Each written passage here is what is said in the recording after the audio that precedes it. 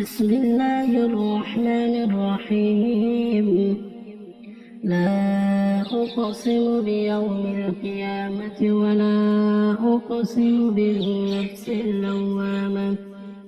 أيحسب الإنسان أن لن نجمع عظامه بلى قادرين على أن نسوي بنانه بل يريد الإنسان ليفجر أمامه يسأل أيان يوم القيامة.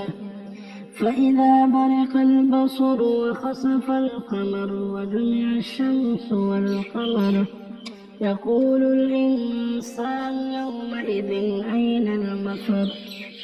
كلا لا وزر إلى ربك يومئذ المستقر. ينبأ الإنسان يومئذ بما قدم وأخر. بل الإنسان على نفسه بصيرة ولو ألقى معاذيره. لا تحرك به لسانك لتعجل به إن علينا جمعه وقرآنه فإذا قرأناه فاتبع قرآنه ثم إن علينا بيانه. كلا بل تحبون العاجلة وتذرون الآخرة. وجوه يومئذ ناظرة إلى ربها ناظرة ووجوه يومئذ باسرة تظن أن يفعل بها فاقرة. كلا إذا بلغت التراقي وقيل من راق وظن أنه الفراق والتفت الساق بالساق إلى ربك يومئذ المساق.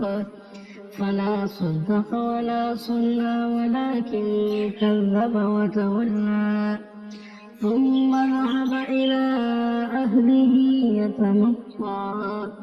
أولى لك فأولى ثم أولى لك فأولى. أيحسب الإنسان أن يترك سدى ألم يكن نطفة من مني يمنى ثم كان علقة فخلق فسوى فجعل منه الزوجين الذكر والأنثى. أليس ذلك بقادر على أن يحيي الموتى